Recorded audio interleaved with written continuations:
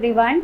So yesterday we discussed about the syllabus of political science paper for UGC NET JRF exam, and today we will discuss about the exam strategy. तो आज हम लोग strategy के बारे में discuss करेंगे और हम लोग बेसिकली यूनिट वाइज डिस्कस करेंगे ताकि हमें स्ट्रैटेजी को समझने में आसानी हो. ठीक है, तो आइए सबसे पहले यूनिट 1 के बारे में बात करते हैं और देखते हैं कि उसकी स्ट्रैटेजी क्या होनी चाहिए. ठीक है, तो यूनिट 1, हाँ, तो यूनिट 1 की जब बात करें तो हमने उस दिन भी बात की थी कि it is about political theory, है ना. तो पॉलिटिकल थियरी में क्या है, basically you have to know कि व्हाट द थियरी और what is the concept of the theory. ठीक है, what is the underlying concept of the theory. आपको जानना है कि उस थियरी की विषय वस्तु क्या है.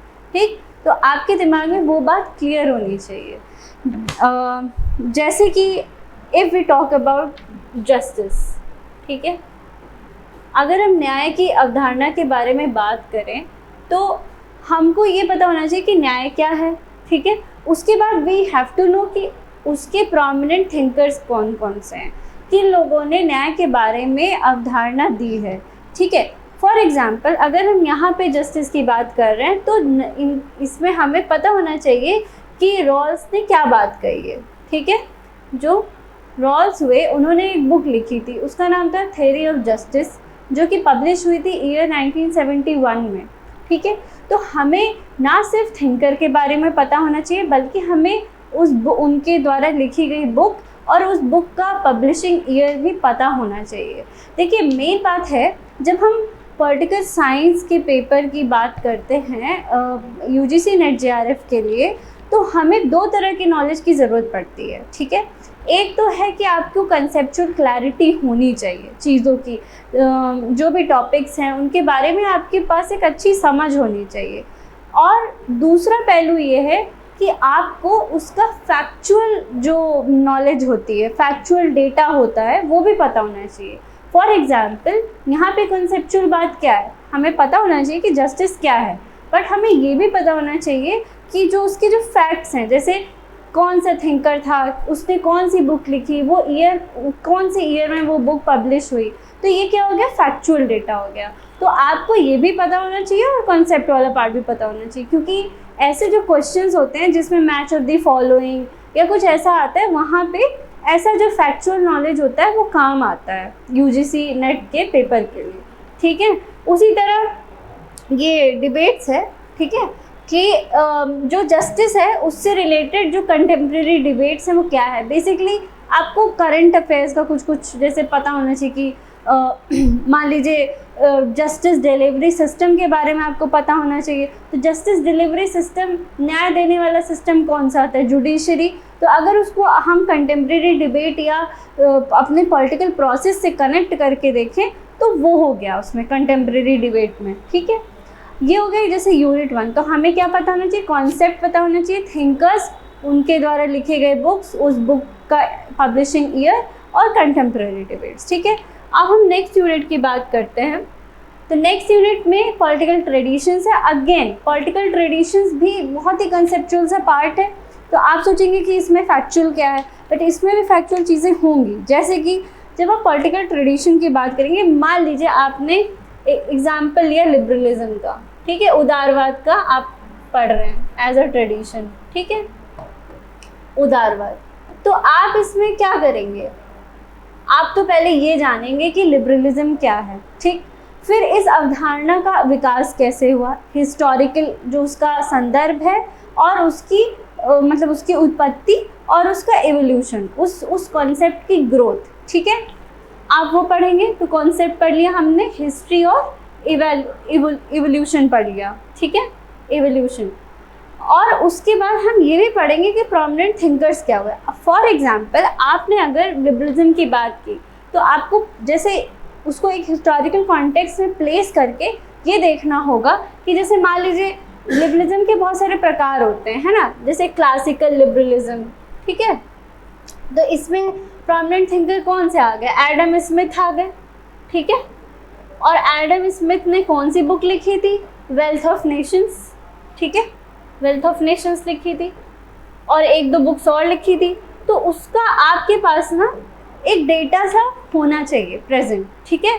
और फिर ऐसे हो गया, फिर उदारवाद का क्या हो गया, एक सोशल लिबरलिज्म भी होता है, ठीक है। तो उसमें कौन कौन से लोग आ जाएंगे, जैसे हेरोल्ड जे लास्की आ जाएंगे, है ना। इन्होंने कौन सी बुक लिखी थी, ठीक है, और कौन सी ईयर में लिखी थी। तो जैसे आपने एक पूरे होलसम तरीके से एक कॉन्सेप्ट या ट्रेडिशन को पढ़ लिया, यही आपकी स्ट्रैटेजी होनी चाहिए ऐसे टॉपिक्स के लिए, ठीक है। अब यूनिट 3 की बात करते हैं। यूनिट 3 में देखें अगर हम, तो it talks about political thought, ठीक है। पॉलिटिकल थॉट, अगर पॉलिटिकल थॉट के बारे में बात करेंगे तो जैसे फॉर एग्जांपल हमने लिया इसमें जैसे अब दो टाइप्स हैं, एक वेस्टर्न पॉलिटिकल थॉट है, एक इंडियन पॉलिटिकल थॉट है। तो वेस्टर्न पॉलिटिकल थॉट में कुछ थिंकर्स हैं, ठीक है। फॉर एग्जांपल अगर हम कार्ल मार्क्स की बात करें, ठीक है, कार्ल मार्क्स की बात करते हैं, तो हमें ये पता होना चाहिए कि इनका बेसिकली इनका क्या ऐतिहासिक संदर्भ था, ये किस ज़माने के थे, उस टाइम पे क्या चल रहा था, इन्होंने ऐसी थ्योरी क्यों दी। तो ये तो हो गई कॉन्सेप्ट की बात। फिर जैसे हमें ये पता होना चाहिए कि कार्ल मार्क्स द्वारा लिखी हुई बुक्स कौन सी हैं, ठीक है। जैसे डास कैपिटल हो गई, है ना, डास कैपिटल हो गई, कम्युनिस्ट मैनिफेस्टो हो गई, ठीक है, ये इनकी बुक्स हो गई। तो क्या पढ़ा हमने, थिंकर, उन्होंने कौन सी थ्योरी दी, कौन सी बुक लिखी, किस ईयर में लिखी, और कॉन्सेप्ट क्या दिया इन्होंने, मार्क्सिज्म, ठीक है, जिसमें क्या आ जाता है, सोशलिज्म भी और कम्युनिज्म भी, ठीक है। और फिर क्रिटिसिज्म, कि इस थिंकर का, कार्ल मार्क्स जैसे यहाँ पे एग्जाम्पल में थिंकर है, तो इसको क्रिटिसाइज इनको क्रिटिसाइज किन लोगों ने किया। फॉर एग्जाम्पल कार्ल मार्क्स को कार्ल पॉपर ने क्रिटिसाइज किया, ठीक है। अब इनकी भी एक बुक है, वो आप पता करेंगे कौन सी बुक है। और इन्होंने क्रिटिसिज्म में क्या कहा कि ये जो कार्ल मार्क्स है, he is the enemy of open society, कि इनका जो मार्क्सिज्म या कम्युनिज्म की अवधारणा है वो एक उदारवादी समाज के खिलाफ है, ठीक है। तो ये जब हम लोग पढ़ेंगे कि कैसे खिलाफ है, क्यों खिलाफ है, कार्ल मार्क्स ने इनकी क्रिटिसिज्म क्यों की, वो तो एक बात की बात है। बट फैक्चुअल बात ये है कि आपको कार्ल मार्क्स भी याद रखना है, उनके क्रिटिक को भी याद रखना है, क्रिटिक की बुक को भी याद रखना है। तो आपको इस तरीके से स्ट्रैटेजी बनानी है, आपको ये पता होना चाहिए। और बेसिकली ये स्ट्रैटेजी इवॉल्व कहाँ से हुई है, किसी भी एग्जाम की स्ट्रैटेजी इवॉल्व होती है उसके प्रीवियस ईयर क्वेश्चंस के थ्रू। आप देखिए कि किस तरह के क्वेश्चंस पूछे जा रहे हैं, ठीक है। तो जब हमको ये पता है कि फॉर एग्जांपल अगर मैच दी फॉलोइंग पूछा जा रहा है, उसमें पूछा जा रहा है match the thinkers with their books, तो आपको ये पता होगा तभी तो आप मैच कर पाएंगे, ठीक है। तो इसी तरह हमको पढ़ना ही ऐसे है ताकि हम क्वेश्चन सॉल्व कर सकें, ठीक है। नेक्स्ट यूनिट पे आते हैं, unit 4। Unit 4 IPT, same goes with IPT. जो हमने वेस्टर्न पॉलिटिकल थॉट के साथ किया वही काम हम इंडियन पॉलिटिकल थॉट के साथ भी करेंगे। तो इसमें भी बहुत सारे थिंकर्स हैं। फॉर एग्जांपल हमने कौटिल्य को ले लिया, ठीक है। तो कौटिल्य का एक हिस्टोरिकल कॉन्टेक्स्ट था, ठीक है। He was thinking about a nation, ठीक है, अ बिगर नेशन, ठीक है, जैसे इंडिया के बारे में, भारतवर्ष के बारे में ये सोच रहे थे।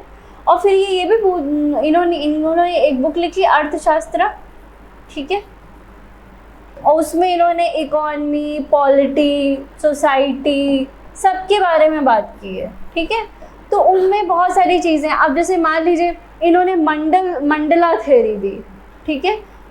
तो अब जैसे क्वेश्चन आ सकता है मंडला थ्योरी के जो बेसिक टेनेट्स हैं वो क्या है, ठीक है। जैसे 7 सर्कल्स बनते हैं, बीच में किंग होता है, फिर उसका अरि होता है, फिर अरि मित्र होता है। तो ये चीज़ें आपको पता होनी चाहिए, ठीक है। इस तरीके से कि इन्होंने क्या लिखा, ये कौन थे, इन्होंने कौन सा कॉन्सेप्ट दिया, और इनका क्रिटिसिज्म बेसिकली क्या हो गया। इनका क्रिटिसिज्म कि भाई हाईली मतलब डिप्लोमेटिक बातें की हैं इन्होंने, है ना, और मोरालिटी और थोड़ा सा उससे कॉम्प्रोमाइज़ हो जाता है, जो कि मैकियावेली ने किया है द प्रिंस में, जब हम लोग वेस्टर्न पॉलिटिकल थॉट के बारे में पढ़ेंगे, ठीक है। ये हो गया थॉट, थिंकर, कॉन्सेप्ट, ट्रेडिशन। अब आते हैं थोड़ी सी प्रैक्टिकल यूनिट की तरफ। ऑब्वियसली उसका नाम है कंपैरेटिव पॉलिटिकल एनालिसिस। अब इसमें क्या है ना, कंपैरेटिव पॉलिटिकल एनालिसिस बहुत ही डाइवर्स यूनिट है। अब इसमें आपको हर तरह के कॉन्सेप्ट मिलेंगे, ओवरलैपिंग से थीम भी मिलेंगे, सब कुछ इसमें आपको मिलेगा, ठीक है। पॉलिटिक्स वाली बात भी मिलेगी, इकॉनमी वाली भी बात मिलेगी। तो आप इसको बेसिकली पढ़ेंगे कैसे, क्वेश्चन ये उठता है, ठीक है। तो फॉर एग्जाम्पल मान लीजिए सबसे पहला टॉपिक है अप्रोच, ठीक है। तो अब मान लीजिए हमने टॉपिक लिया इंस्टीट्यूशनल अप्रोच, ठीक है, इंस्टीट्यूशनल अप्रोच। तो अब इसको हमें कैसे पढ़ना है, ये अप्रोच क्या है, ये किन किन चीज़ों के बारे में बात करता है। तो जैसे इंस्टीट्यूशनल अप्रोच किस बारे में बात करेगा, कंपेयर करेगा दो इंस्टीट्यूशंस को, ठीक है, या दो देशों के एक इंस्टीट्यूशन को। फॉर एग्जांपल यूएस की जुडिशरी और इंडिया की जुडिशरी, एक ही इंस्टीट्यूशन है जुडिशरी, दो देश हैं, उन दो देशों में न्यायपालिका की जो भी प्रक्रिया है उनमें डिफरेंस है, उनके कार्य व्यवहार में डिफरेंस है, तो हम वो पढ़ते हैं इसमें, ठीक है।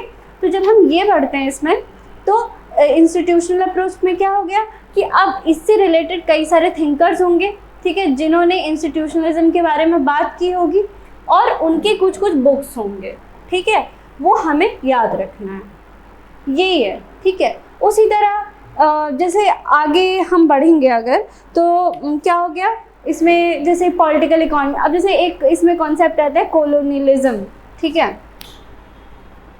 अब कोलोनियलिज्म ऐसा टॉपिक है जो हम हिस्ट्री में भी पढ़ते हैं, पॉलिटिकल साइंस में भी पढ़ते हैं, सोशियोलॉजी में भी, हर जगह पढ़ते हैं, इकोनॉमी में भी पढ़ते हैं, ठीक है।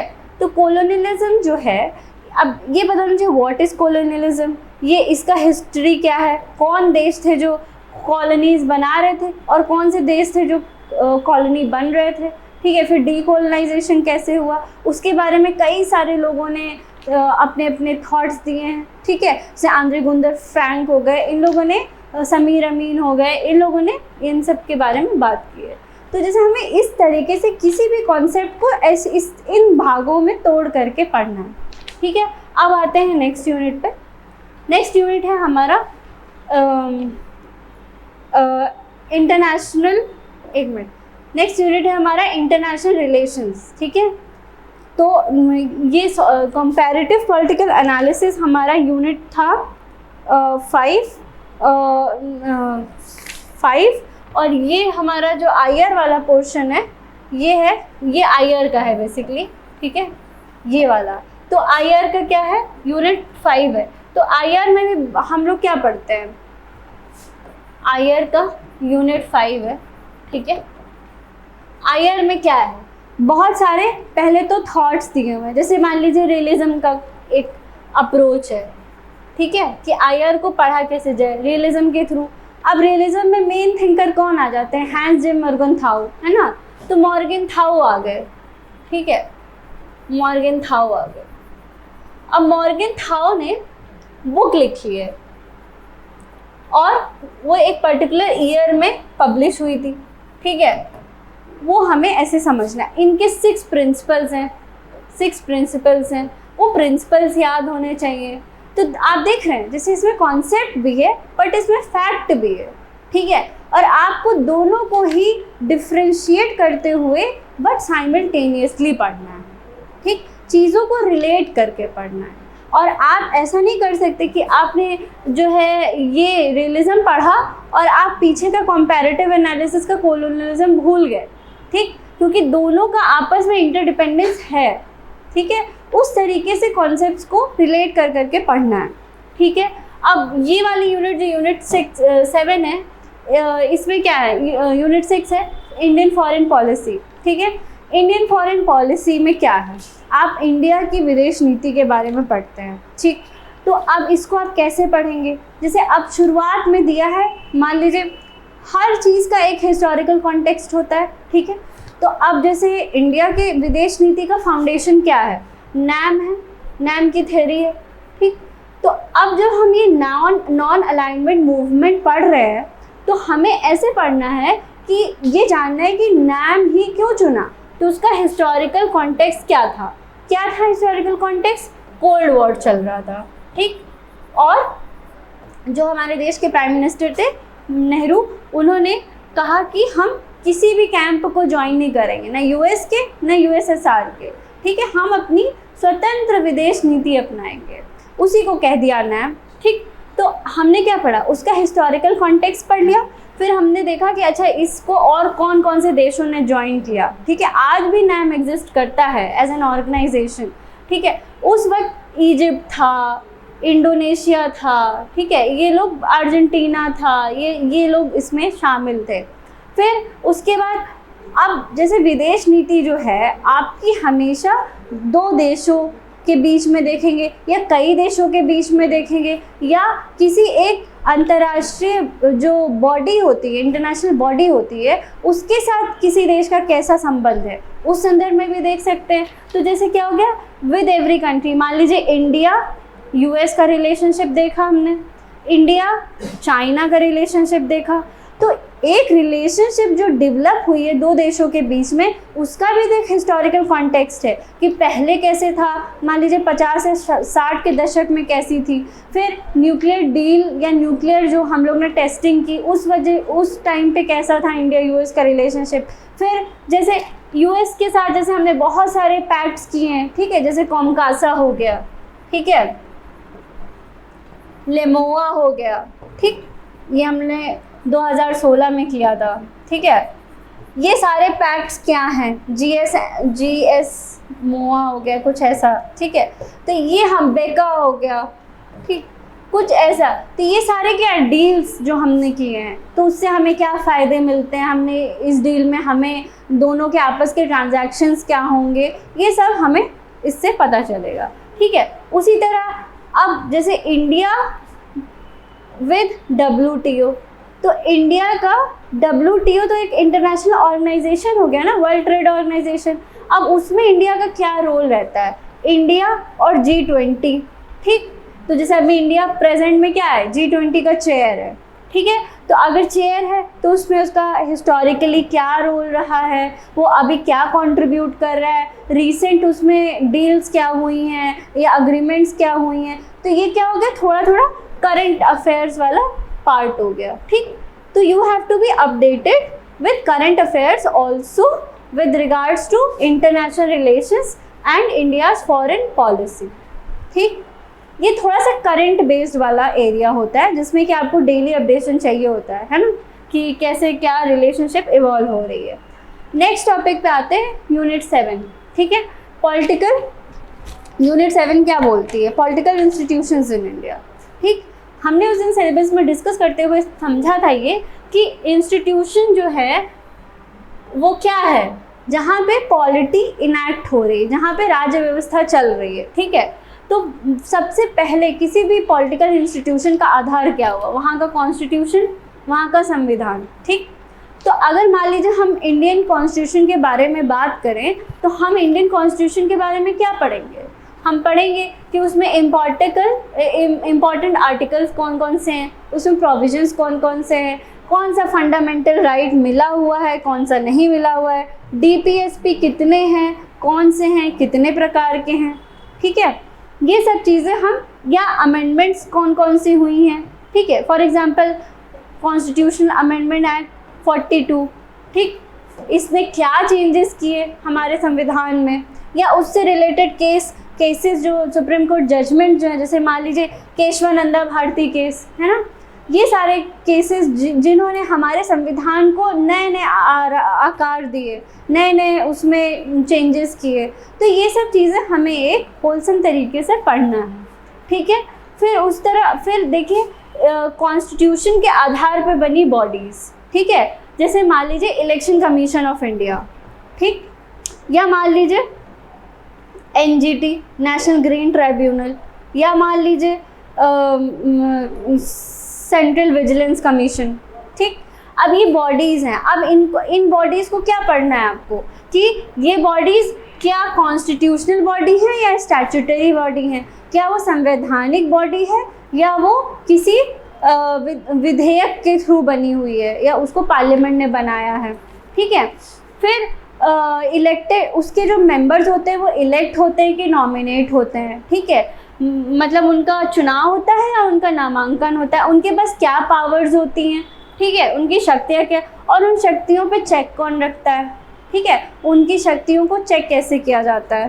तो ये हमने पढ़ लिया यूनिट 7 में। तो हमारी स्ट्रैटेजी क्या होनी चाहिए? हमारी स्ट्रैटेजी होनी चाहिए कि हम हर जो भी टॉपिक दिया हुआ है उसको पहले तो उसको एनालिसिस करें उसका बैठ करके कि अच्छा इससे प्रोबेबल क्वेश्चंस क्या हो सकते हैं। और उसका बेहतर तरीका है कि आप जो है PYQ देखिए। अच्छा ठीक है, मान लीजिए फंडामेंटल राइट टॉपिक है, आपने उस पर देखा क्वेश्चन कि कैसे क्वेश्चन पूछ रहा है, फिर आप वापस जाइए और देखिए कि आपने अभी तक जो पढ़ा है उसमें और जो क्वेश्चन पूछ रहा है उसमें क्या गैप है, उस गैप को फिल करने की कोशिश करिए, ठीक है।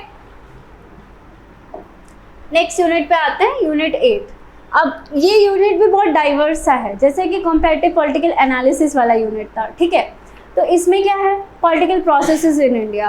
अब ये बहुत ही देखने में लगेगा बहुत ही कॉन्सेप्चुअल है, बहुत ही, लेकिन जैसे अब मान लीजिए आपने कास्ट के बारे में पढ़ा इसमें, ठीक है, कास्ट, जैसे मान लीजिए आइडेंटिटी पॉलिटिक्स आप पढ़ रहे हैं, ठीक, रिलीजन हो गया, ट्राइबल हो गया, ये अब मान लीजिए रिलीजन ही चलिए रिलीजन के बारे में बात करते हैं। तो रिलीजन के बारे में अगर हम बात करें तो पहले हमें क्या सोचना होगा कि रिलीजन को लेकर के हमारे संविधान में क्या क्या प्रावधान है, ठीक है। आर्टिकल 25 क्या कहता है, 26 क्या कहता है, 14 क्या कहता है रिलीजन को लेकर के। फिर हम ये देखेंगे कि हमारे जो प्रियम्बल है, जो हमारी उद्देशिका है, उसमें धर्म निरपेक्षता या पंथ निरपेक्षता की बात की गई है। तो सेक्युलरिज्म का कॉन्सेप्ट, ठीक है।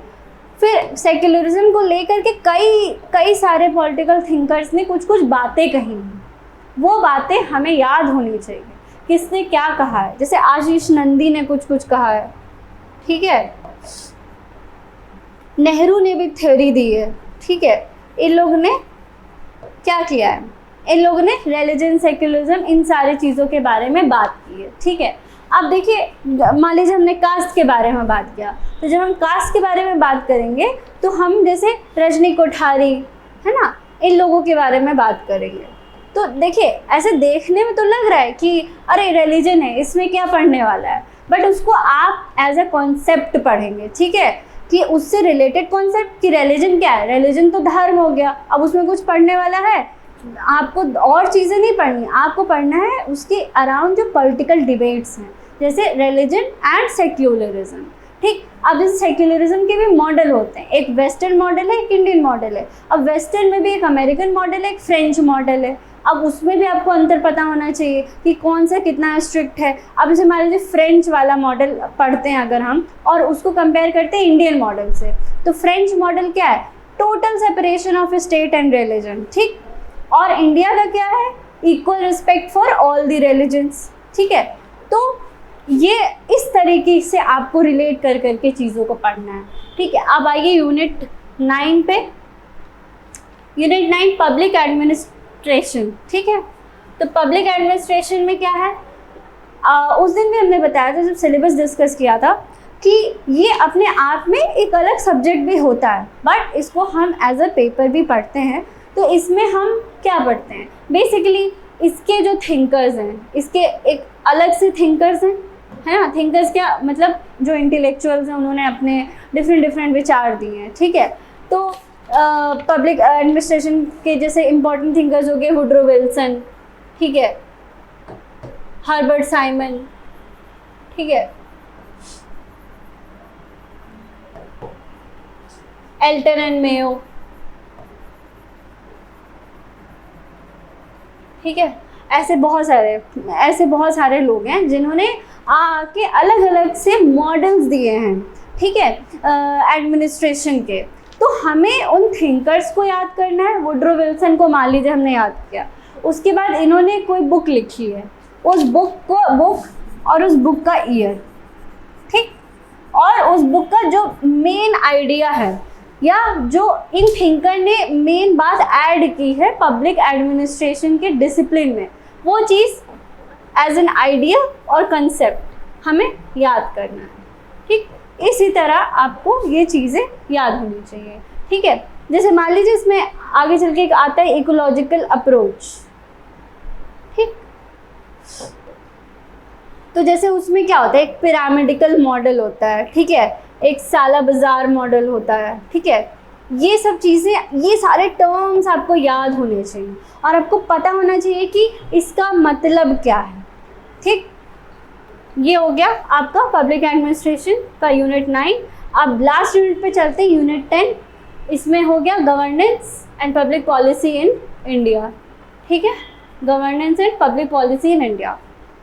तो गवर्नेंस एंड, देखिए ये भी वैसा ही लगेगा, पॉलिटिकल इंस्टीट्यूशन या पॉलिटिकल प्रोसेसेस की तरह ही लगेगा ये, कि इसमें तो सिर्फ टर्म्स दिए हुए हैं कुछ कुछ और इसमें क्या पढ़ना है, बट आपको पढ़ना है। फॉर एग्जाम्पल कॉन्सेप्ट्स, अब मान लीजिए गुड गवर्नेंस का कोई कॉन्सेप्ट है, होता है सुशासन। सुशासन एक अपने आप में कॉन्सेप्ट है।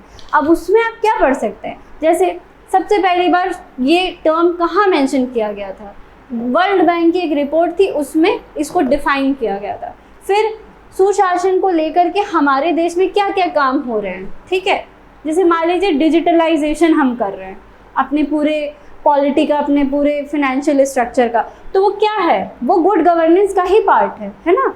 तो वो जो इनिशिएटिव्स हैं, फॉर एग्जांपल जो यूपीआई के थ्रू पेमेंट हम कर रहे हैं, वो क्या है, वो कहने को तो हो रही है कि बात की इकोनॉमी या मनी वाला, मॉनेटरी वाली चीज़ है, बट वो सुशासन का पार्ट है, वो गुड गवर्नेंस का पार्ट है। उसी तरह हम आरटीआई दाखिल कर सकते हैं, हम गवर्नमेंट बॉडीज से इंफॉर्मेशन मांग सकते हैं, वो क्या है, वो गुड गवर्नेंस का पार्ट है। तो RTI as a separate topic तो दिया ही है, बट हमने क्या किया, इसको रिलेट कर लिया गुड गवर्नेंस से, ठीक है।